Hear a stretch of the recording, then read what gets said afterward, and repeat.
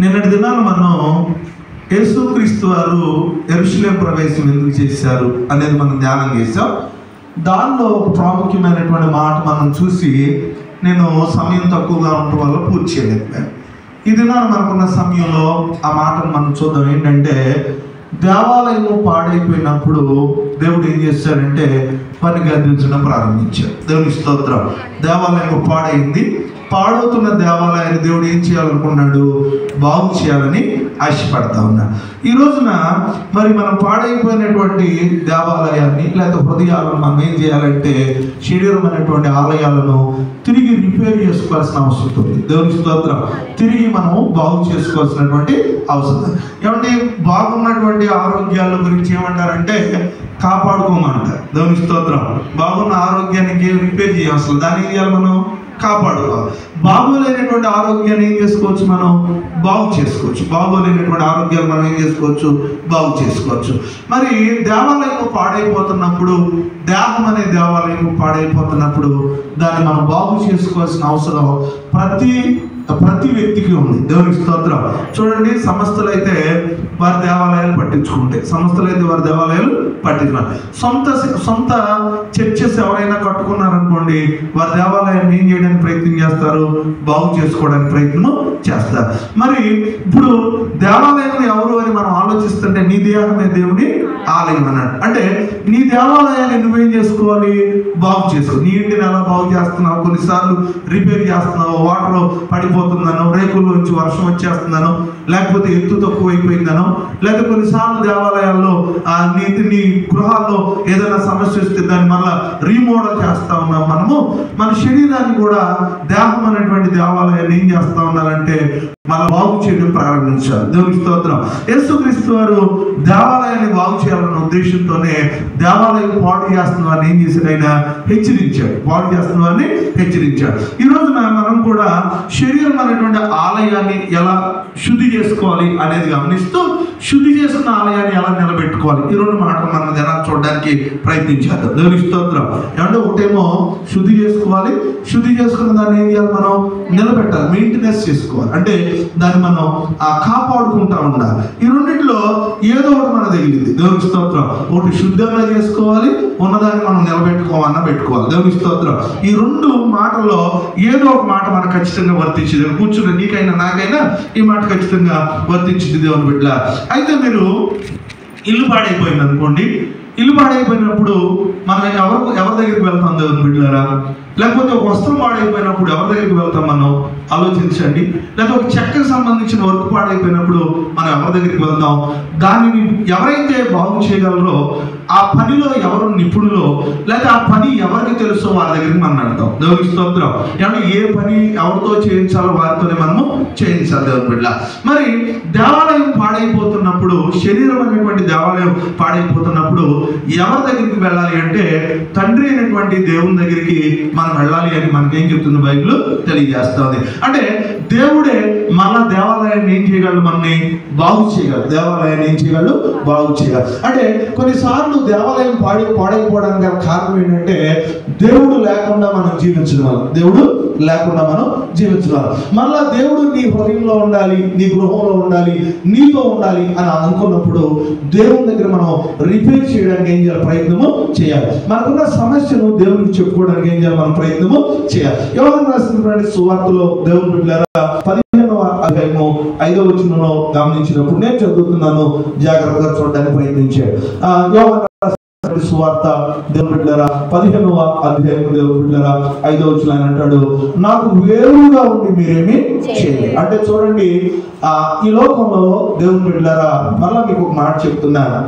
చాలా మంది వ్యక్తులు మేము పరిశుద్ధంగా జీవించాలని ఆశపడతారు. దేవునికి స్తోత్రం. చాలా మంది వ్యక్తులు ఏమంటే ఏ మతాన్ని ఆరాధించేవారైనా నేను పాపం చేయాలని ఎవరు అనుకోరు. దేవునికి స్తోత్రం.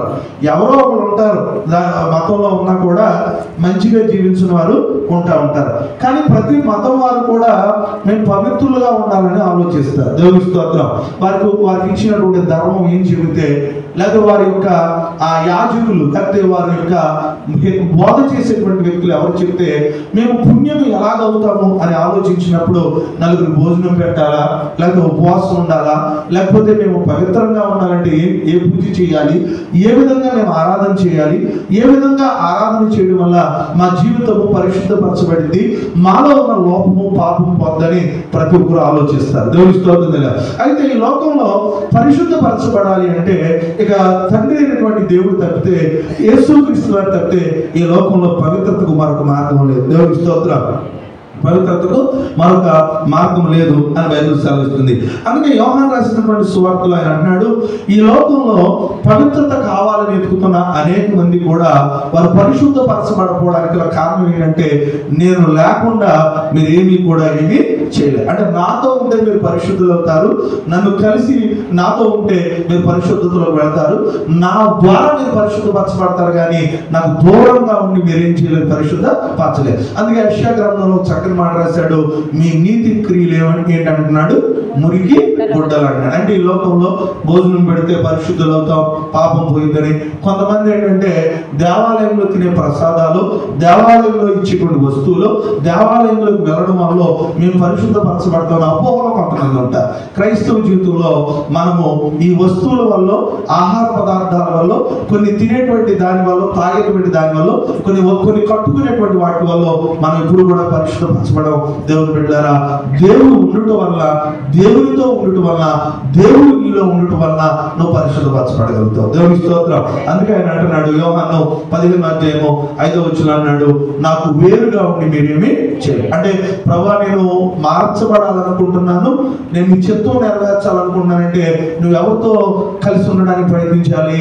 దేవునితో కలిసి ఉండడానికి ప్రయత్నించాలి, దేవునితో సత్సంబంధాలు పెట్టుకోవడానికి ప్రయత్నించాలి, దేవుని మందిరంలో ఉండడానికి మనం ప్రయత్నించాలి. ఎప్పుడైతే దేవునితో మనం ఉండడానికి ప్రయత్నం చేస్తామో దేవుడు మనతో ఉండడానికి ఏం చేస్తారు? ప్రయత్నము చేస్తారు. అందుకన్నాడు, నాకు వేరుగా ఉండే. అంటే మీరు గృహాల్లో ఉండో, లేదా మరొక స్థలాల్లో ఉండో, మరొక ప్రదేశాల్లో ఉండో, నాతో మీరు లేకపోతే మీరేం చేయలేరు అనే మాట చెప్పాడు. అప్పుడు ఫిలిప్పీయులకు రాసిన పత్రికలో 4వ అధ్యాయంలో దేవుని బిడ్డలారా, ఎప్పుడైతే నేను ఇలా బాధ అవ్వాలి అని దేవుని దగ్గరికి వచ్చానో, దేవుడట కోపడ్డాడు. నేను కొంతమంది డాక్టర్స్ దగ్గరికి వెళ్ళినప్పుడు, నేను కూడా కొన్నిసార్లు డాక్టర్స్ దగ్గరికి కొంతమంది బలహీనుల్ని ఎవరినన్నా తీసుకెళ్ళినప్పుడు డాక్టర్స్ ఎలా కోపడతారంటే, ఇతను ఎందుకు తీసుకొచ్చారండి అని అడుగుతారు. ఇతను ఎందుకు?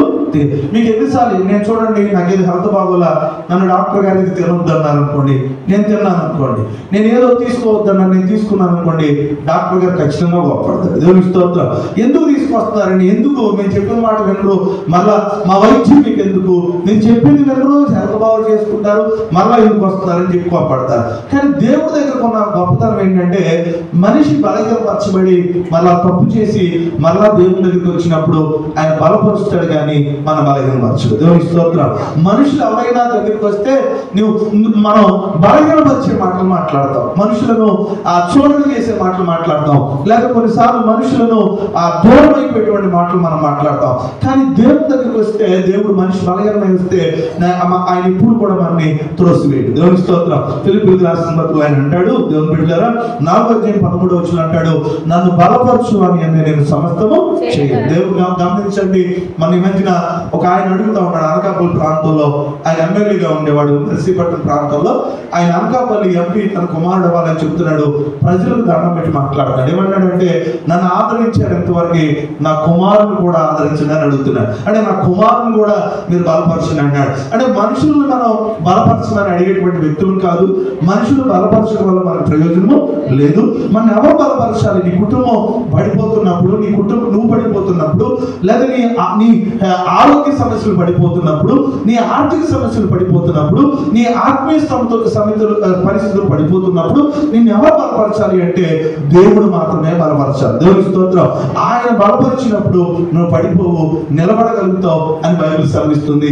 ఫిలిప్పీయులకు రాసిన పత్రికలో అపోస్తలుడైన పౌలు 4వ అధ్యాయము 10వ వచనంలో 13వ వచనంలో దేవుని బిడ్డలారా ఆయన ఒక చక్కని మాట మాట్లాడుతున్నాడు.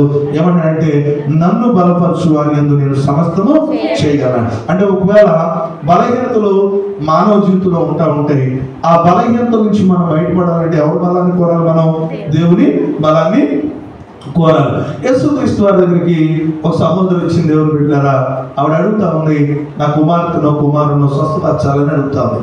స్వస్థపరచాలని అడిగినప్పుడు యేసుక్రీస్తు వారికి మాట చెప్పాడు, అమ్మ విశ్వాస విషయంలో నువ్వు బలహీనంగా ఉండకు, విశ్వాసాన్ని నువ్వు బలంగా నమ్మి అడుగు, నన్ను నేను నీకు ఇస్తాను అనేటువంటి మాట చెప్పాడు. అప్పుడు ఆవిడేమని అడిగిందంటే, అయ్యా నేను అవిశ్వాసం అయిపోయి నీ దగ్గర నేను నా కుమారుడిని స్వస్థపరచలేని అవిశ్వాసం వచ్చేస్తుందేమో, అవిశ్వాసం కాకుండా నన్ను బలపరచమని అడిగింది. దేవుని స్తోత్రం. అప్పుడు ఆవిడ అడిగినటువంటి విధానాన్ని బట్టి దేవుడు ఏం చేశాడంటే ఆవిడ బలపరచడం ప్రారంభించాడు. దేవుని స్తోత్రం. మానవ జీవితంలో చాలా మంది బలహీనులుగా ఉంటూ ఉంటాం. ఆ బలహీనతలో మనం కొన్నిసార్లు అన్కంట్రోల్ అవుతాం, బలహీనం అవుతాం, ఇది వద్దనుకుంటాం, ఇది చేయకూడదు అనుకుంటాం, ఇది చేయకుండా ఉండాలి అని అనుకుంటాం, కానీ మరలా చేస్తూ ఉంటాం. కారణాలు ఏంటి అని అంటే దేవుని బలాన్ని మనం తీసుకోవడం వల్ల. దేవుని స్తోత్రం. ఎప్పుడైతే దేవుని బలాన్ని మనం తీసుకుంటామో మళ్ళా తిరిగి మనం బలహీనతలోకి వెళ్ళమని బైబిల్ ఏం చేస్తుంది స్పష్టంగా తెలియదు. నేనైతే చేయలేని ఈ పని, కానీ నన్ను ఎవరు బలపరిచారు? దేవుడు బలపరిచారు. ఈ వివాహం నేను చేయలేకపోవచ్చు, ఈ యొక్క పరిస్థితులు నేను చేయకపోవచ్చు, ఇదేది కూడా నేను చేయలేకపోవచ్చు, కానీ ఇది చేయగలిగానంటే ఎవరు నన్ను బలపరిచారు? దేవుడు బలం. నేను జ్ఞానినో, నేను శక్తిమంతుడనో, నేను బలవంతుడనో కాదు, కానీ నేను చేయలేని దాన్ని దేవుడు ఏం చేశాడు? నాతో చేయించాడు అనే మాట చెబుతాను. ఈ రోజు నువ్వు చేయలేని ఏ పనైనా కూడా దేవుడి మీద ఆధారపడినప్పుడు దేవుడు నీ చేత చేయించగలడు. దేవుడి స్తోత్రం. పరిశుద్ధంగా ఉండాలని ఆయన నిన్ను బలపరుస్తాడు. ఆధ్యాత్మికంగా ఉండాలన్నా నేను బలపరుస్తాడు. ఆర్థికంగా ఉండాలన్నా నేను బలపరుస్తాడు. ఏ పరిస్థితుల్లో బలహీనమైపోయి దేవుని మీద ఆధారపడతావో ఆ విషయంలో దేవుడు నిన్ను బలపరుస్తాడని బైబిల్ గ్రంథం చాలా స్పష్టంగా తెలియజేస్తుంది. ఫిలిప్పీయులకు రాసిన పత్రికలో ఆయన అంటున్నాడు 4వ అధ్యాయంలో, నన్ను బలపరిచేయాలని అడుగుతున్నాడు. ఈరోజు నేను కూడా నీ బలహీనతను వెరిగి ఉంటే, అయ్యా నేను ఈ విషయాల్లో బలహీనతగా ఉన్నాను, నన్ను బలపరిచేయాలని మనం అడగాలి. దేవునికి స్తోత్రం. బలపరచు అని అడిగితే ఆయన అంటాడు, యెహోవా కోసం ఎదురు చూచువారు నూతన బలమును పొందుకుంటారు అంటాడు. ఏ విషయాల్లో నువ్వు స్ట్రెంత్ లేదు అంటే బలం లేదు అనుకున్నావో, ఏ విషయంలో నేను బలహీనుని ఫెయిల్ అని నువ్వు అనుకుంటున్నావో, ఆ ఫెయిల్ లేక బలహీనతలో దేవుని దగ్గర దాన్ని మనం చెప్పుకోగలిగితే అక్కడ నిన్ను బలపరుస్తాడు. దేవుని స్తోత్రం. అక్కడ నిన్ను బలపరుస్తాడని బైబిల్ సెలవిస్తుంది. అంతేకాకుండా దేవుని బిడ్డలారా, మనము మన జీవితంలో ఎప్పుడైతే ఆలయం పాడైపోతుందో, అంటే మన ఆత్మీయత దెబ్బతింటుందో, మనకు సెన్సార్ రావాలి, అంటే సిగ్నల్ రావాలి. దేవుని స్తోత్రం. కొన్ని మీకు కొన్ని వాహనాలు కానీ కొన్ని కానీ అవి బలహీనపరచబడుతున్న కొన్ని సిగ్నల్స్ మనకి ఇస్తూ ఉంటాయి. దేవుని స్తోత్రం. ఆ సిగ్నల్స్ మనం క్యాచ్ చేయగలగాలి. అందుకు ఎలా క్యాచ్ చేయగలగాలి? ప్రకటన గ్రంథంలో ఒక మాట రాయబడింది. దేవుని బిడ్డలారా, 3వ అధ్యాయంలో 19వ వచనంలో ఒక మాట రాయబడింది. చూడడానికి ప్రయత్నం చేయండి. దేవుని బిడ్డలారా, చదవండి, ఎవరైనా చదవండి పర్వాలేదు. ప్రకటన 3:19. అమ్మా సంఘములతో ఆ సంఘములతో ఆత్మ చెప్పుచున్న మాట, అంటే చెయ్యగలవాడంటే మందిరంలో ఉన్న ప్రతి వ్యక్తి కూడా ఈ మాటలు వినడానికి ఏం చేయాలి? మన ప్రయత్నము చేయాలి. ఎవరు చెప్తున్నారు ఈ మాట? ఆత్మ. అంటే యేసుక్రీస్తు వారు తండ్రి అయినటువంటి దేవుడు తన కుమారుడు ద్వారా లేదా పరిశుద్ధాత్మ ద్వారా సంఘాలతో మాట్లాడుతూ ఉన్నాడు. ఆత్మ చెబుతున్న సంగతులు చెవిగలవాడు వినును. ఏ చెవులు ఉండాలి?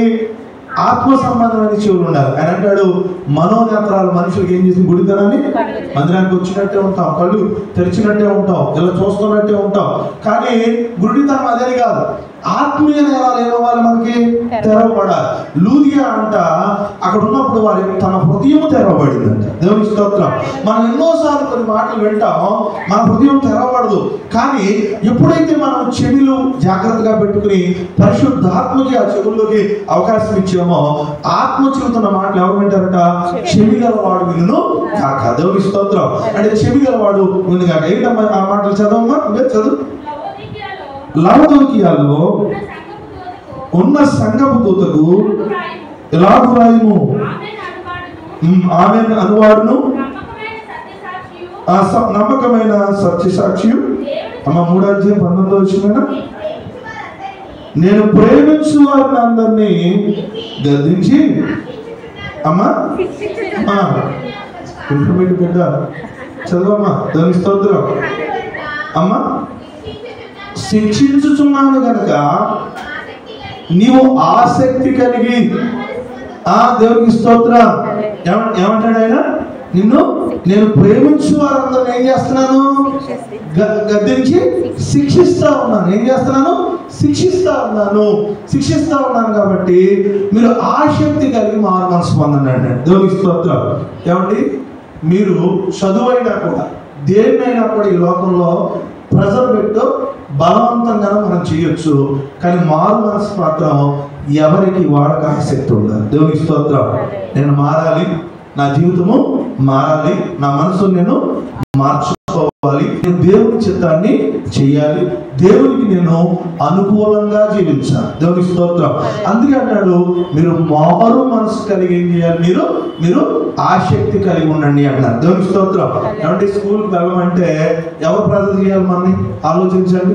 తల్లిదండ్రులు ప్రెజర్ చేయాలి, నీళ్ళు కొట్టాలి, లేపాలి, కేకలు వేయాలి, మొత్తానికి ప్రెజర్ చేయాలి. దేవాలయానికి వచ్చేటప్పుడు దేవుని బిడ్డలారా, మన శరీరము ఎవరో చెబితే స్పందించే స్థితిలో ఉండకూడదు. దేవునికి స్తోత్రం. దేవాలయానికి వెళ్ళేటప్పుడు, ప్రార్థన చేసేటప్పుడు ఎవరో చెబితే, మీకు మాట చెప్తాను, ప్రార్థన చేసుకున్నాం అని అన్నాను అనుకోండి, నేను సందర్భం వచ్చింది కాబట్టి మాకు తెలియకుండా మనకు చూడండి, ఆ పొయ్యి కాడకు వెళితే అగ్నిని టచ్ చేయకముందే నాకు చేయమవుతుంది, వెనకలాగుతా ఉంది. అంటే మన శరీరము ఆరాధనకు, మన శరీరము దేవుని చిత్తానికి, మన శరీరము ప్రతి దానికి కూడా స్పందించేటువంటి స్థితిలోకి మనం వెళ్ళిపోవాలి. దేవుని స్తోత్రం. అని అన్నాడు, ఆసక్తి కలిగి నువ్వేం పొందాలి? మారు మనసు పొందాలి. అంటే దేవాలయం రావాలని కానీ, దేవుని చిత్తాన్ని నెరవేర్చాలని కానీ, దేవుని ద్వారా నా దేవాలయాన్ని శుద్ధి చేసుకోవాలని కానీ, దేవుని ద్వారా నా దేహాన్ని పరిశుభ్రపరచుకోవాలని కానీ, నీవుగా నేనుగా సిద్ధపడాలి అని బైబిల్ గ్రంథం చాలా స్పష్టంగా తెలియజేస్తుంది. అందుకే ప్రకటన గ్రంథం 3వ అధ్యాయంలో చెబుతుంది, నువ్వు ఆసక్తి కలిగి మరలా ఏం పొందాలట అంటే మరలా మారు మనసు పొందాలి. కాబట్టి మీకు ఒక మాట తెలుసా? లేవి కాండము, సంఖ్యాకాండం ఇచ్చారు. ఇచ్చిన తర్వాత మళ్ళీ నిర్గమకాండం ఇచ్చిన తర్వాత మళ్ళీ ఏమన్నాడు? ద్వితీయోపదేశ కాండం అన్నాడు. ద్వితీయోపదేశ కాండం అంటే ఏంటి? రెండో మారు మరలా బోధిస్తున్నాడు. దేవునికి స్తోత్రం. మారు మనసు పొందడం అంటే ఏంటి? ఆల్రెడీ ఒకసారి నువ్వు పొందో, మార్పు పోయో, మరలా నువ్వు మారిపోయావో, మరలా తిరిగి నువ్వు మారు మనసు పొందమన్నాడు. దేవునికి స్తోత్రం. మరలా నువ్వేం కావాలి? మారు మనసు. తిరిగి నువ్వు మారాలి, తిరిగి నీ జీవితాన్ని మార్చుకోవాలి, తిరిగి నువ్వు దేవునితో సంబంధం కలిగి ఉండాలి అనేటువంటి మాట చాలా స్పష్టంగా తెలియజేస్తున్నాడు. దీనికోసం దేవునికి వాక్యం ఏమని చెబుతుందంటే, ప్రార్థన చేయాలని మనం వేడుకోవాలట. ఏం చేయాలంటే దీనికోసం మనం ప్రార్థన చేయాలని వేడుకోవాలి. అమ్మ నువ్వే చదువురా సహోదరి. అపోస్తుల కార్యం చదువమ్మ, కేవలం చదువు అయినా కరుణగా చదువమ్మ. అపోస్తుల కార్యం 8వ అధ్యాయం 22వ వచనం చదువు తల్లి, జాగ్రత్త చదువమ్మ, చదువు తీయమ్మ. అపోస్తుల కార్యం 8వ అధ్యాయం చదువు. కాబట్టి నీ చెడుతనము మానుకొని మారు మనసు నుండి, ఏమంటే మారు మనసు ఎవరు పెట్టుకోవాలి? దేవుని పెట్టుకోవాలి. దేవుని స్తోత్రం. శంకర దేవాలయానికి వచ్చి ఎవరి దగ్గర పెట్టుకున్నాడు? దేవుని పెట్టుకున్నాడు. అయ్యా నీ దేవాలయం చూడడానికి కూడా నేను అర్హుడను కాదు అన్నాడు. మారు మనసు పొందాలనుకున్న వ్యక్తి దేవుని వేడుకునే అనుభవం కావాలి. దేవుని స్తోత్రం. నీ దేహము పాడైపోతున్నప్పుడు, నీ దేహము దేవునికి విరుద్ధంగా ఉంటున్నప్పుడు, నీ దేహం అనుకూలంగా ఉంటే దేవుని దగ్గర ఏం చేయాలి? విజ్ఞాపన చేయాలి. అందుకే సంసోను వేడుకున్నాడు, అయ్యా ఈ ఒక్కసారి నన్ను జ్ఞాపకము చేసుకో. దేవుని స్తోత్రం. ఆ రెండు చేతులు జోడించినప్పుడు ఆ ప్రార్థన దేవుడు ఆలకించాడు. ఆ ప్రార్థన దేవుడు ఆలకించాడు. దేవుని బిడ్డ, మరి ఈ లోకంలో ఇలాంటి ఆలయాలు శుద్ధి చేయాలంటే సహజంగా సిమెంటో లేకపోతే సున్నాలో రకరకాల ఇంకా మనకేం కావాలంటే అవి పనికి వస్తాయి. కానీ దేహం అనే ఆలయాన్ని శుద్ధి చేయాలంటే ఏ మెటీరియల్ వాడాలి? తీతుకు రాసిన పత్రికలో 2వ అధ్యాయం 14 మరొక చదువు. తీతుకు రాసిన పత్రికలో 2వ అధ్యాయంలో 14వ వచనంలో రాయబడిన మాట మీరు చూడండి. దేవుని బిడ్డారా, ఆయన సమస్తమైన దుర్నీతి నుండి మనల్ని విమోచించి సక్రియలంద ఆసక్తి గల ప్రజలను తన కోసము పవిత్రపరుచుకుని తన సొత్తుగా చేసుకున్నట్టుకు తను తానే మన కొరకు దేవుడు ఎందుకు చనిపోయాడంటే మనను పవిత్రులుగా చేసుకోవడానికంట. పవిత్రులుగా సొత్తుగా చేసుకోవడానికంట. అంటే మీరు గమనించండి, మొన్న కూడా నేను చెప్పాను, చిన్నపిల్లలు వాడి యొక్క యూరిన్ వల్ల కానివ్వండి లేదా బహిర్భూమి విషయంలో కానివ్వండి, అపవిత్రం అయిపోయారనుకోండి, ఏ తల్లి ఎత్తుకోగలిగిద్దా? ఎత్తుకోదు. తన గర్భాన్ని పుట్టిన అమ్మ బాబాయ్ ఏ తల్లిని ఎత్తుకుంటుందా? ఎత్తుకోకుండా తను క్లీన్ చేసేంత వరకు తను టచ్ చేయకుండా ఉండడానికి చాలా జాగ్రత్తగా ఏం చేస్తే ప్రయత్నము చేసింది. దేవుడు కూడా మన దేహము పాడైపోయినప్పుడు మళ్ళీ ఎత్తుకోవడానికి ఇష్టపడదు. దేవుని స్తోత్రం. మనం కడగడానికి ఏం చేస్తాడు? ప్రయత్నము చేస్తాడు. ఆయన కడుగుతున్నటువంటి సందర్భాల్లో మనం ఏం చేయాలి? మనం విధేయత చూపించాలి. అని బిడ్డ పాపం చేసేసాడు దావీదు, ప్రార్థన చేస్తున్నాడు. కడుక్కోకుండా ఏం చేస్తున్నాడు? ప్రార్థన చేస్తాడు. పాపాన్ని విడిచిపెట్టకుండా ప్రార్థన చేస్తున్నాడు. నా బిడ్డను కాపాడుతావా లేదా? నా బిడ్డను కాపాడు. దేవుడు ఆ ప్రార్థన ఆలకించడానికి ఇష్టపడలా. ఎందుకు ఆలకించడానికి ఇష్టపడలేదంటే తనలో ఉన్న అపవిత్రత విషయంలో, తను చేసిన పాప విషయంలో దేవుని దగ్గర ఏం చేయట్లేదు? విజ్ఞాపన చేయట్లేదు. ఈరోజు దేవుని దగ్గరకు వస్తున్న మనం ఎవరైనా కూడా మన బలహీనతను మొదటిగా సరిదిద్దుకోవడానికి ఏం చేయాలి? ప్రయత్నము చేయాలి. దేవుడు నీకు ఆస్తి ఎందుకు ఇవ్వడు? ఆశీర్వాదం ఎందుకు ఇవ్వడు? ఆరోగ్యం ఎందుకు ఇవ్వడు? అన్ని కూడా దేవుడు ఇస్తారు మనకి. లేకపోతే చిన్న చిన్న బలహీనతలు ఉన్న ఎటువంటి ప్రమాదంలో కూడా దేవుడు జ్ఞాపకం చేసుకుంటాడు. కానీ ఆయన రక్తం చేత మనం ఏం కావాలి? శుద్ధి కావాలి. దేవుని స్తోత్రం. మనం ఏం చేసుకోవాలి? పవిత్రులు చేసుకోవాలని బైబిల్ గ్రంథం చేస్తుంది. 1 యోహాను 1:7 మరొక చదవండి. 1 యోహాను దేవుని బిడ్డలారా 1 1 యోహాను దేవుని బిడ్డలారా 1:7 మరొక చదవండి అమ్మ. అయితే ఆయన అమ్మ 1 యోహాను 1:7 చదవండి. ఆయన కుమారుడు యేసు రక్తము అనే మాట ఉందా? అక్కడ చదువుచాలి. యేసు రక్తము ప్రతి ఏ పాపం అండి? అది చిన్నదైనా పెద్ద, అంటే దేవుని దగ్గర పాపం తీయలేనటువంటి శక్తి ఆయన దగ్గర లేదు. ఆ తీయలేనటువంటి శక్తి లేనటువంటి ఆయన కాదు. ప్రతి పాపాన్ని కూడా ఏం చేయగలడు? పరిశుద్ధపరచగలడు. కానీ ప్రతి పాపాన్ని ఒప్పుకునే శక్తి నీలో నాలో ఉండాలి. దేవుని స్తోత్రం. అంతేనా కదా? ఆయన అయితే ఇప్పుడు డాక్టర్ అంటాడు నా వల్ల కాదండి అంటాడు. ఆయన చేయగలిగిందే చేస్తాడు. ఆయన చేయగలిగిందే చేస్తాడు. ఈయనేమంటున్నాడు? ఈ పాపం ఆ పాపం ఆ పాపం ఈ పాపం అనేది లేదు. ఏ పాపాన్ని ఏం చేయగలను? పవిత్రపరచగలరు. కానీ ఆ పాపాన్ని ఒప్పుకునే స్థితి ఉండాలి. దేవుని స్తోత్రం. ఆయన ఎందుకంటాడు? తన అతిక్రమముల నిమిత్తము, అంటే నేను అతిక్రమించా, నేను ఆజ్ఞను అతిక్రమించా, నేను దేవుని చిత్తాన్ని అతిక్రమించా, దేవుని ఉద్దేశాన్ని నేను అతిక్రమిస్తే నా అతిక్రమం నిమిత్తం నేను ఎవరి దగ్గర ప్రాధేయపడాలి?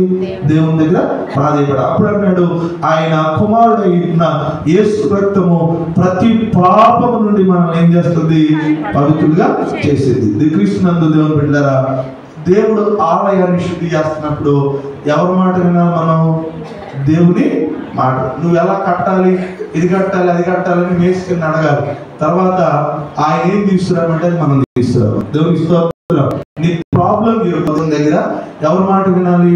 దేవుని మాట వినాలి. యోహాను రాసినటువంటి సువార్తలో ఒక మాట రాయబడింది 14:23 చదవద్దు కానీ సమయం దగ్గర పడుతుంది కాబట్టి నేను ముందుకు వెళ్తా ఉన్నాను.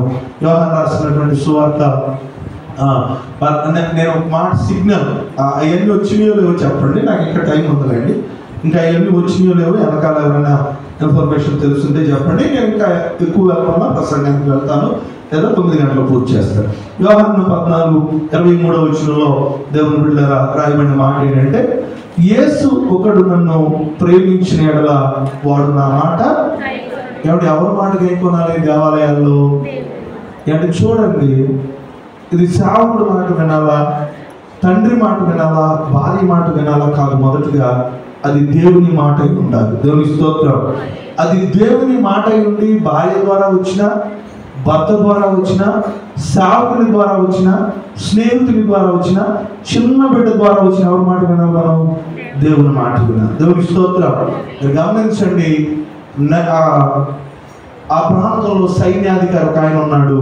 ఆయన చాలా బలవంతుడు. దేవుని బిడ్డరా, ఆ చిన్నది వచ్చి చెప్పిందంట, ఆ సేవకుడి దగ్గరికి వెళ్ళు. దేవుని స్తోత్రం. కానీ ఆ చిన్నదాని మాట విన్నాడు. ఎవరి మాట వినలేపాడు? సేవకుడు మాట వినలేపాడు. దేవుని బిడ్డ, కొన్నిసార్లు పిల్లల మాట కూడా మనం వింటాం, తప్పని నేను అన్నాను. కానీ పిల్లలు ఇచ్చిన దేవుడు మాట మనం వినాలి. దేవుని స్తోత్రం. పిల్లల మాట మనం విని మన జీవితంలో చాలా వరకు చేంజ్ చేసుకుంటూ ఉంటాం. అది తప్పని నేను అన్నాను. కానీ అంతకంటే శ్రేష్టమైన ఎవరి మాట మనం వినాలి? దేవుని మాట. చిన్నలు చెప్పినా పెద్దలు చెప్పినా వారి సర్వీసు వారి అనుభవాల గురించి మనం పక్కన పెడితే వారు చెప్పిన మాట శ్రేష్టమైనదైతే అది దేవుని మాట అయితే దేవునికి ప్రతినిధిగా వారు మాట్లాడి ఉంటే వారి మాటను వినాల్సిందే. దేవునికి స్తోత్రం. నేను ఎవ్వరి మాట వినను అని అంటే దేవుని బిడ్డలారా బైబిల్లో ఒక మాట రాయబడింది, మోకాలను దేవుడు మోస్తారు. అంటే నేను కరెక్ట్ అని అనుకుంటే లేదా నాది కరెక్ట్ అని అనుకుంటే నేను అనుకున్నది రైట్ అనుకుని మనం వెళ్ళిపోతే బైబిల్ చెబుతుంది నేను వినని ప్రతి వ్యక్తిని నేనేం చేస్తాను, వినేటట్టు చేస్తాను అని ఎవరు చెప్పారు? దేవుడు చెప్పాడు. కాబట్టి దేవుని మాట వినడానికి ఏం చేయాలి? మన ప్రయత్నము చేయాలి. దేవుని మాట వినేటప్పుడు మనుషులు, సాతాను, వ్యక్తులు చాలా మంది మనం డిస్టర్బ్ చేస్తారు. దేవుని స్వరాన్ని వినలేకుండా చేస్తూ ఉంటారు. ఈ దేవుని స్వరాన్ని వినలేకుండా, దేవుని మాట వినకుండా నీకు ఎవరైతే ఆటంకాలు కలిగేస్తున్నారో వారిని నువ్వు రిజెక్ట్ చేసుకుంటూ విడిచిపెడుతూ ముందుకు వెళ్ళిపోవాలి. దేవుని స్తోత్రం. దేవుని మాట వినొద్దని ఎవరు చెప్పారు? ఏబుకి తన సొంత భార్య చెప్తా ఉంది, ఎవరి మాట వినొద్దు, నువ్వు దేవుని మాట వినొద్దు. అంటే దేవుని మాటకు వ్యతిరేకంగా నీకు తెలిసిన ఎవరు మాట్లాడుతున్నా వారి మాటను తృణీకరించాలేమో, కానీ ఎవరి మాట వినాలి మనం? దేవుని మాట. దేవుని మాట విన్నప్పుడే నీ ఆలయం శుద్ధి చేయబడింది. దేవునికి స్తోత్రం. నీ కుటుంబ జీవితం వల్ల ఆశీర్వదించబడింది అన్నాడు. ఒకడు నన్ను ప్రేమిస్తున్నాడు అంటే మొదటిగా ఆ వ్యక్తి నా మాట వినాలని చెప్పాడు. దేవునికి స్తోత్రం. ఈ రోజున దేవాలయంలో నీ దేహం అనే దేవాలయం అనుకూలంగా ఉండాలంటే నువ్వెవరి మాట విని ముందుకు వెళ్తున్నావు? నువ్వు తీసుకునే నిర్ణయాలు, నీ ఆలోచన, నీ ఆహారపు అలవాట్లు, నువ్వు తాగే పానీయాలు మొదలుకొని, నువ్వు కట్టుకునే వస్త్రం మొదలుకొని, నువ్వు మాట్లాడే మాటలు మొదలుకొని, నువ్వు ఆలోచించే విధానాన్ని మాట్లాడుకుని దేవుని మాట మీద మనం ముందుకు వెళ్తున్నామా? మన సొంత జ్ఞానంతో మనం వెళ్తున్నామా? లోక ఆలోచనలో మనం వెళ్తున్నామా? ఇదన్నా మనం పరిశీలన చేసుకోవాలని బైబిల్ గ్రంథం చాలా స్పష్టంగా మనకి ఏం చేస్తుంది, తెలియజేస్తాం. మొదటి పేతురు రాసిన పత్రికలో 1వ అధ్యాయము 22వ వచనంలో రాయబడిన మాట నేను చదువుతాను, జాగ్రత్తగా గమనించండి. మొదటి పేతురు రాసిన పత్రిక 1వ అధ్యాయము 22వ వచనం, మీరు సత్యములకు విధేయులు అవుటి చేత మీ మనసులను పవిత్రపరుచుకున్న వారై ఉండి. దేవుని స్తోత్రం. దేనికి విధేయత చూపించాలట? ఏంటండి? దేనికి? సత్యానికి. సత్యం అంటే ఏంటి? వాక్యం. వాక్యమే సత్యం. అంటే మీరు చూడండి దేవుని బిడ్డలారా, సత్యం చాలా డిఫరెంట్గా ఉంటుంది. దేవునికి స్తోత్రం. సత్యం ఎలా ఉంటుంది అంటే డాక్టర్ దగ్గరికి వెళ్ళి మీరు మంచిగా దాగండి అన్నారు అనుకోండి, తాగుతాం మనం, అది కామను. మీరు కూల్ డ్రింక్ తాగడం అనుకోండి, రోజు పెద్దదంతా కూడా ఏం చేస్తాం? ఫ్రిడ్జ్లో పెట్టేది. ఆ మాట మనకి చెప్తే ఫ్రిడ్జ్లో పెట్టి డాక్టర్ తాగమన్నాడు. ఏమన్నా మనం డాక్టర్ తాగ. మీరు చూడండి మంచిగా తాగండి ఏంటి అన్నాం, మళ్ళీ లేదా మీరు డాక్టర్ దగ్గరికి వెళ్ళిన తర్వాత ఏం అవసరం లేదమ్మా ఇలా ఉండు అని అంటే కదా తాగికి రాయమనంటే బా ఎంత గొప్పగా మనం ఫీల్ అవుతుంది సార్. అంటే మన మైండ్ సెట్ కొన్నిసార్లు సత్యాన్ని స్వీకరించలేని స్థితిలో ఉంటాం. దేవుని స్తోత్రం. తర్వాత సైకాలజికల్ గా కూడా కొన్నిసార్లు డాక్టర్స్ ఏం చేస్తారంటే మన బాధ భరించడం, నొప్పి అంటే ఏమి లేదన్నాం అనుకోండి, ఒప్పుకోరని చెప్పి ఏదో బాధపడింది అని చెప్పి ఏదో ఒకటి మనం రాసేస్తారు కొన్నిసార్లు. దేవుని స్తోత్రం. సత్యం ఎలా ఉంటుందంటే తీసుకోవడానికి చాలా కష్టంగా ఉంటుంది. కానీ దేవుని వాక్యాన్ని నువ్వు చాలా జాగ్రత్తగా తీసుకోగలిగితే, దేవుని పెట్టారా వాక్యాన్ని మీరు తీసుకెళ్తే మీ మనస్సులను మరేం చేసుకుంటారు? పవిత్ర పరచుకొని వారై ఉండి. దేవుని స్తోత్రం. సత్యం చాలా జాగ్రత్తగా. ఎట్లా ఉంటుందండి కొన్ని సంఘాల్లో మా ఫుల్గా తలస్నానం చేయాలమ్మా మీరు ఏం చేయాలి? ఫుల్గా ఆ మాట బాగుంటుంది. నేను ఎక్కడ తిరిగినా వాళ్ళు ముందు తలస్నానం చేసి అంతేనా కదా, అది ఆ మాట బాగు. అమ్మా ఉదయాన్నే 5ంటికి కాదు, అవును 5ంటికి అయితే పవిత్రలో తెలుగు 5ంటికి లేచిపోయాడు. కొంతమంది ఏం చేస్తారు? లేచిపోతారు. అమ్మ ఉపవాసంతో నీ పాపం అంతా పోతుంది అంటే నువ్వు నీ పాపం అంతా పోతుంది అని చెప్పి అనుకోండి, దాన్ని స్వీకరించేవారు అంటారు.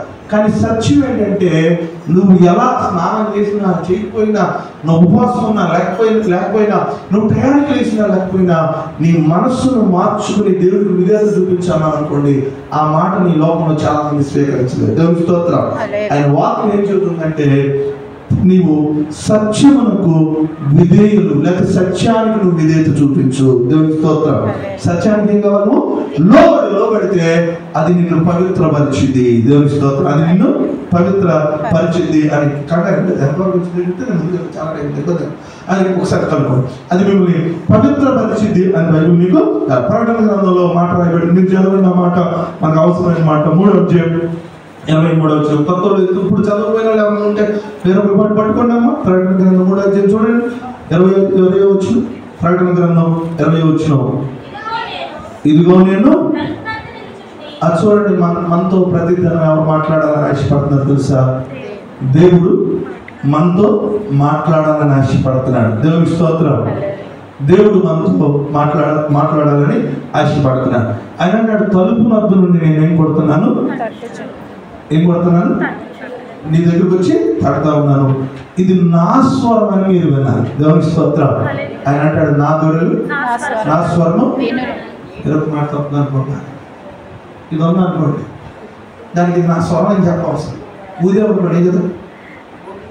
అది ఊదేవాడు ఏం చేస్తావు చెప్పండి. దాని వచ్చి ఇది ఒక ఊతున్నానమ్మా, నువ్వు ఎలాగైనా అని చెప్పాలా? ఇది ఎలా అనగానే అంతేనా కదా? అది బోధన కానీ ఎలా ఉంటాయి అలా అంటే దానికి తెలుసు అది నా స్వరము అని. క్రైస్తవుడికి ఎవరి స్వరం తెలియాలి? దేవుని స్వరం తెలియాలి. ఏమైనా చూడండి, కొంతమంది చూడండి, మన ఇంటి ముందు నుంచి ఆమె అవతలి అనుకోండి, మనం ఏం చెప్పాల్సింది? నేను పక్క రాలేదు కానీ వయసుపడు, అక్కడి నుంచి ఆమె నీచు కథలు స్వరం అన్నమాట. ఇంట్లో ఉన్న ఎవరిపోయినా ఈ శరీరం రిధం వచ్చేస్తూ ఉంటుంది. ఏంటి రిధము? నేను కూడా ఏదో చేసేయాలి, స్టెప్ వేసేయాలి. లేదా అంత కాదని టెక్ను దిగుదిరిగి కూర్చుంటారు కొంతమంది. అంటే మనిషి దానికి ఆహారం అనమాట. దానికి అంటే అవి దేవునికి విరుద్ధకరమైన స్వరం. అవి ఎవరికి? దేవునికి విరుద్ధకరమైన స్వరం. ఎవరి స్వరం కదా? నువ్వు దేవుని స్వరం విన్నాను. దేవుని స్తోత్రం. నా గొర్రెలు ఏమంటాయి? 10 గంటలకు అక్కడ సౌండ్ వస్తుంది, 10 గంటలకి ఆ చర్చలు వేస్తున్నారు. అది దేవుని స్వరం. అది వింటున్నప్పుడు ఆ మాట వినడానికి మనకేం ఇబ్బంది? అదే దేవుని స్వరం. దేవుని స్తోత్రం. ఎవరికి ఇంటి పక్కన ఏదో సంఘంలో కావచ్చు బయట పెట్టి వాక్యం చెప్తున్నారు, అది ఎవరి స్వరం? దేవుని స్వరం. దేవుని పెట్టారు అంతే. టీవీలో దేవుని స్వరం వస్తుంది, అది వినాలి మనం. దేవుని మాటలు ఎవరు చెప్పినా వినడానికి ఏం చేయాలి? ప్రయత్నము చేయాలి. దేవుని స్తోత్రం. మంచి మాటలు ఎవరు చెప్పినా వినడానికి ఏం ప్రయత్నము చేయాలి. కొంతమంది చెడ్డ మాటలు, గొడవలు, లేకపోతే సమస్యలు లోకంలో ఉన్నాయి, కొంతమంది వినడానికి ప్రయత్నం చేస్తారు. దేవుని ఎరిగిన మనం దేవుని మాటలు వినడానికి మాత్రం ఏం చేయాలి? ప్రయత్నము చేయాలి. అందుకని నా గొర్రెలు నా స్వరము వింటాయి. ఈ లోకంలో స్వరాలు తెలుసు. దేవుని మీరు కన్ఫ్యూజ్ అయిపోయాడు. తండ్రి కూడా ఏమైపోయాడు? ఇస్సాకు ఏమైపోయాడు? కన్ఫ్యూజ్ అయిపోయాడు. ఎవరి విషయంలో కన్ఫ్యూజ్ అయిపోయాడు? తన గర్భాన పుట్టిన బిడ్డల విషయం ఏమైపోయాడు? కన్ఫ్యూజ్ అయిపోయాడు. ఈ లోకంలో మనం కూడా దైవ స్వరం ఏంటో మానవ స్వరం ఏంటో గ్రహించలేని స్థితిలో వెళ్ళిపోతాం. దేవుని స్తోత్రం. ప్రతి క్రైస్తవుడు ఎవరి స్వరాన్ని వినాలి? మనం దేవుని స్వరాన్ని. ఎందుకంటాడు, ఆయా ఆత్మలు దేవునివి అవును కావు. మీరు ఏం చేయాలి? ఒక బియ్యం పంటకు ఎంత చూస్తామండి? ఒక పాపను చదివించడానికి, ఒక బాబుని చదివించడానికి ఎంత ఆలోచిస్తాం మనం? ఇవేమీ తప్పు కాదు. దేవుని వాక్య విషయంలో కూడా మనం వేరు చేసుకోవాలి. దేవుని స్తోత్రం. ఏది సత్యవాక్యము, ఏది దేవుని స్వరము, ఏది అంటే వాళ్ళు పిలుచుకునే ఇంకా రకరకాల స్వరాలు అని వింటున్నారు. ఆ స్వరాల్లో దేవుని స్వరం వినిపిస్తున్నారో వారి సొంత స్వరాన్ని వినిపిస్తున్నారు మనకి తెలియదు. దేవుని బిడ్డలారా, కానీ దేవుని స్వరాన్ని మనం వినడానికి ఏం చేయాలి? ప్రయత్నము చేయాలి. దేవుని స్తోత్రం. దేవుని స్వరాన్ని అన్నాడు, నా గొర్రెలు నా స్వరంను వింటాయి. ప్రకటన గ్రంథం 3వ అధ్యాయం చెప్తున్నాడు, నేను తలుపు దగ్గర ఏం చేస్తున్నాను? నిన్ను తడతాను. అది దేవుని స్వరం. దేవుడు నేను విధేయత చూపించినట్టే. అది దేవుని స్వరం. ఆయన నిన్ను లోబడబట్టి. అది దేవుని స్వరం పశ్చాత్తాపడమంటే. అది దేవుని స్వరం నీ ఆలయం పాడైపోయిందంటే. అది దేవుని స్వరం నువ్వు దేవుని విరుద్ధంగా ఉన్నావంటే. అది దేవుని స్వరం నువ్వు దేవునికి దూరంగా ఉన్నావంటే. ఆయన నీతో మాట్లాడుతున్నప్పుడు, ప్రభా నీకు విరుద్ధకరమైనది ఏదైనా ఉంటే ఏం చేసుకుంటానని చెప్పాలి? సరి చేసుకుంటానని చెప్పాలి. అందుకన్నాడు ఆయన అన్నాడు, ఎవడైనను ప్రతి ఇంటికాడ నేనేం కొడుతున్నాను? తలుపు కొడుతున్నాను. కొంతమంది చూడండి, దేవుని బిడ్డలారా అడుగుకునే వారు వస్తూ ఉంటారు. అంటే యాచించేవారు, తప్పేం కాదు. కొంతమంది వినబడినా కూడా మనం ఎందుకు తీయమంటే ఎందుకంటే పద్దాకి ఏమి ఇస్తా ఉంటాం. దేవుని స్తోత్రం. ఆళ్ళ తలుపు తీయకపోయినా పర్లేదు, ఎవరు తలుపు తీయాలి? ఈయనకి తలుపు తీయాలి. దేవునికి స్తోత్రం. ఈయనకి ఏం చేయాలి? మన తలుపు తీయాలి. కన్న కుమారుడు కూడా ఏం చేయలేకపోయాడు? దేవుని బిడ్డలారా, ఇస్సాకు గుర్తించలేకపోయాడు. ఆయన అంటాడు, స్వరం తేడాగా ఉంది, శరీరం మాత్రం ఒకటే. చూడండి, అన్ని దినాలు తన కుమారుడు వాయిస్తున్న వ్యక్తి, మీరు ఆలోచించండి. నిజంగా అంటే దేవుడు ఆశీర్వదించడం వేరు, ఈయన కూడా. దేవుని స్తోత్రం. దేవుడే యాకోబును ఆశీర్వదించాలన్న అది వేరే విషయం, కానీ ఆయన స్వరాన్ని గుర్తించాలా లేదు? స్వరాన్ని గుర్తించాలి దేవుని బిడ్డలారా. అంటే ఈరోజు చాలా మంది కొన్ని స్వరాలు గుర్తించలేని స్థితిలో ఉంటున్నారు. దేవుని స్తోత్రం. ఏ స్వరము దేవుని చిత్తమా, ఏ స్వరము దేవునికి విరుద్ధకరమా, ఏ స్వరం వల్ల మన జీవితం ప్రయోజనమా, ఏ స్వరం వినడం వల్ల మనం ఆశీర్వదించబడతామా అనేది మనకు తెలియాలి. ఆయన అన్నాడు, నేను తలుపు దగ్గర ఉండి నేను తడపంది ఎవరు? నేను. దేవుని స్తోత్రం. నా స్వరం నువ్వు విను, వింటే ఆయన అన్నాడు, నేను నీతో కలిసి ఏం చేస్తాను? భోజనము చేస్తాను. దేవుని బిడ్డారా, ఆయన ఆత్మీయ విందుని మనకి ఇవ్వాలని ఆశపడతాడు ఎప్పుడు కూడా. దేవుని బిడ్డారా, ఆయన స్వరాన్ని విన్నటువంటి మనం మన ఆ దేవాలయాన్ని పాడు చేసుకోకుండా మనం ఏం చేయాలి? పరిశుద్ధ పరచుకోవాలి. పాడైపోయిన దేవాలయాల గురించి ఆయన చెబుతూ మీరు బాగు చేసుకోండి అన్నాడు. ఒకవేళ మన యొక్క దేవాలయం అలవాటు వల్ల, ఆలోచన వల్ల, తలంపు వల్ల, వ్యసనాల వల్ల, బలహీనత వల్ల, అపవిత్రత వల్ల బలహీనమైతే వాటిని రిపేర్ చేసుకునే స్థితి వల్ల దేవుడు మనకు ఇచ్చాడు. ప్రార్థన ద్వారా, ఆయన అడగడం ద్వారా, ఆయనతో అంటకట్టబడడం ద్వారా ఎక్కడ బలహీనమైందో ఆ ఆలయాన్ని తిరిగి ఆయన కడతాడు. కళ్ళు మూసుకుందాం, ప్రార్థన చేసుకుందాం. ఈ రాత్రి దేవుడు నీతో మాట్లాడుతూ ఉన్నాడు. వారి గృహాలు పాడైపోయి అని మనం ఆలోచిస్తాం. వారి గృహంలో వర్షం పడుతుందని ఆలోచిస్తాం. వారి ఇల్లు పాడైపోయిందని మనం ఆలోచిస్తాం. కొన్నిసార్లు మనుషులు మన ముందు తిరుగుతున్నప్పుడు వారు పాడైపోయారండి, వారి పిల్లలు పాడైపోతున్నారండి, ఆ కుటుంబం పాడైపోతుందండి అనే మాటలు మనం వింటాం. దేవుని బిడ్డలారా, ఈరోజు వాళ్ళు వీళ్ళు పాడైపోయారని దేవుడు నీతో నాతో మాట్లాడుతున్నారు. నీ దేహము, నీ ఆలయము, నీ కుటుంబము దేవుని దగ్గర పాడైపోకూడదని దేవుడు ఆశిస్తూ ఉన్నాడు. నీ దేహము దేవుని ఆలయానికి, దేవుని ఆరాధనకి యోగ్యంగా ఉంచాలని దేవుడు ఆశపడుతున్నాడు. ఈ రాత్రి కాల్సేపు ఒకవేళ నీ శరీరము ముట్టకూడనివి, నీ హృదయంలో ఉండకూడనివి, నీ అంతరంగంలో ఉండకూడనివి నా కనుక ఉన్నట్టయితే ఆయన యొక్క కాచిన రక్తం చేత నీ దేహమని దేవాలయాన్ని కడుక్కోమని బైబిల్ గ్రంథం సెలవిస్తుంది. నా ప్రియమైన సహోదరి సహోదరుడా, మానవ స్వరాలను లేకపోతే దురాత్మ యొక్క దేవుని విరుద్ధమైన సాతాను స్వరాలను వినేసి నీ ఆలయాన్ని పాడు చేసుకున్నావేమో. ఈ రాత్రి నేను పరిశీలన చేసుకో. దేవుడు నీ ఆలయాన్ని బాగు చేయాలని ఆశపడుతున్నాడు. నీ కుటుంబ వ్యవస్థను మరలా కట్టాలని ఆశపడుతున్నాడు. నీ యొక్క ఆరోగ్యాన్ని మరలా కట్టాలని ఆశపడుతున్నాడు. నీ ఆశీర్వాదాన్ని తిరిగి దేవుడు మరలా ఇవ్వాలని ఆశపడుతున్నాడు. నీ కుటుంబ జీవితాన్ని మరలా వృద్ధిలో చేయాలని ఆశపడుతున్నాడు. పాడైపోయిన నీ దేవాలయాన్ని దేవునికి ఇష్టమైనటువంటి వ్యక్తిగా, ఇష్టమైనటువంటి దానిగా నిన్ను నన్ను కట్టాలని ఆశపడతా ఉన్నాను. ఈ రాత్రికాల సమయంలో దేవునికి వేరుగా ఉండి ఏమీ చేయలేవు. ఒకవేళ నువ్వు ప్రార్థన చేయలేకపోతున్నావా, బలహీనమైపోతున్నావు, ఈ తప్పు నుంచి మాటికి మళ్ళీ బయటికి రాలేకపోతున్నావు, చేసిందే మళ్ళా నువ్వు చేస్తున్నావా, ఈ దేవుడు మళ్ళా నిన్ను బలపరచడానికి సిద్ధంగా ఉన్నాడు. ఈ దేవుడు మళ్ళా నిన్ను రిపేర్ చేయడానికి సిద్ధంగా ఉన్నాడు. ఈ దేవుడు మళ్ళా నిన్ను పరిశుద్ధపరచడానికి సిద్ధంగా ఉన్నాడు. ఈ దేవుడు నిన్ను మళ్ళా పాపం నుంచి విడిపించడానికి సిద్ధంగా ఉన్నాడు. ఈ దేవుడు మళ్ళా నిన్ను ఆ శక్తితో నింపాలని ఆశపడతా ఉన్నాడు. ఈ రాత్రి దేవుడు నీ కుటుంబాన్ని దర్శించాలని ఆశపడుతున్నాడు. ఈ రాత్రి నా ప్రియమైన సహోదరి సహోదరుడా, నేను బలపరచాలని దేవుడు ఆశపడుతున్నాడు. ఈ రాత్రి నీ కుటుంబాన్ని దేవుడు దర్శించాలని ఆశపడుతున్నాడు. ఈ రాత్రి కాలంలో నిన్ను బలపరచాలి, నిన్నే బలపరచాలని ఆశపడుతున్నా. నా కుమారుని బలపరచాలి, నా కుమార్తెను నేను బలపరచాలి, ఆ కుటుంబాన్ని నేను బలపరచాలని నేను ఆశపడుతున్నాడు. యెహోవా కోసం ఎదురు చూడి రాత్రి కాలంలో నీ బలహీనతల్లో ఒక్కొక్కసారి అనుకుంటున్నావు, కొన్నిసార్లు అనుకుంటున్నావు, నేను దేవాలయానికి వస్తున్నాను కదా ఈ పాపం చేయకూడదని అనుకుంటున్నావు, బాప్తిజం తీసుకున్నాను కదా ఈ పాపం చేయకూడదని అనుకుంటున్నావు, లేకపోతే దేవుడి మందిరానికి వస్తాను కదా ఈ లోపం నేను జీవించకూడదని అనుకున్నావు. కానీ నువ్వు అనుకోని పరిస్థితుల్లో బలహీనం అవుతున్నావు. ఆ బలహీనతలో నుంచి నేను దేవుడిని బయటికి తీసుకురావాలని రాత్రి ఆశపడుతున్నాడు. ఆ బలహీనత నుంచి నేను తీసుకురావాలని దేవుడు ఆశపడతా ఉన్నాడు. ఆ బలహీనతలో నువ్వు ఉండకూడదని దేవుడిని హెచ్చరిస్తా ఉన్నాడు. ఆ బలహీనతలో నువ్వు ఇంకా జీవించకూడదని రాత్రి దేవుడిని నిన్ను ఆశపడుతున్నాడు. ఆ ప్రియమైన సహోదరి ప్రతి ఒక్కరితో రాత్రి దేవుడు మాట్లాడుతున్నాడు.